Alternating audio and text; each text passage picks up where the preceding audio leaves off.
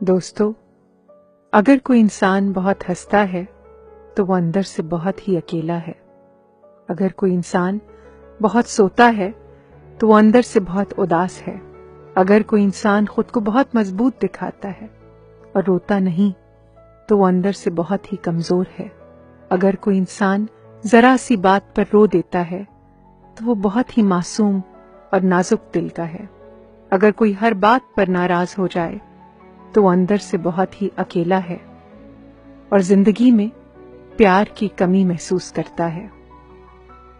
خوبصورت لوگ ہمیشہ اچھے نہیں ہوتے، لیکن اچھے لوگ ہمیشہ خوبصورت ہوتے ہیں۔ بہترین انسان اپنی میٹھی زبان سے ہی جانا جاتا ہے، ورنہ اچھی باتیں تو دیواروں پر بھی لکھی ہوتی ہیں۔ زندگی تب بہتر ہوتی ہے جب آپ خوش ہوتے ہیں، لیکن زندگی تب بہترین ہوتی ہے جب آپ کی وجہ سے کوئی دوسرا خوش ہوتا ہے۔ دو آدمیوں سے ہمیشہ ہوشیار رہو، ایک وہ جو تم میں وہ عیب بتاتا ہے جو تم میں نہیں، دوسرا وہ جو تم میں وہ خوبی بتائے جو تم میں نہیں۔ اپنی قیمت اتنی رکھیے جو ادا ہو سکے، اگر انمول ہو گئے تو تنہا ہو جاؤ گے۔ اس کو تنہا کر گیا ہے منفرد رہنے کا شوق۔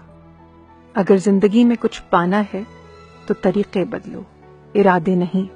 اس دنیا میں روپیہ چاہے جتنا بھی گر جائے، لیکن اتنا کبھی نہیں گر سکتا جتنا روپیوں کے لیے انسان گر چکا ہے۔ جس کے پاس امید ہے وہ لاکھ بار ہار کر بھی نہیں ہار سکتا۔ بادام کھانے سے اتنی عقل نہیں آتی جتنی دھوکہ کھانے سے آتی ہے۔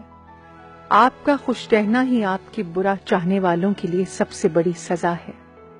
رشتے اور راستے ایک ہی سکے کے دو پہلو ہیں۔ کبھی رشتے نبھاتے نبھاتے راستے کھو جاتے ہیں اور کبھی راستوں پر چلتے چلتے رشتے بن جاتے ہیں۔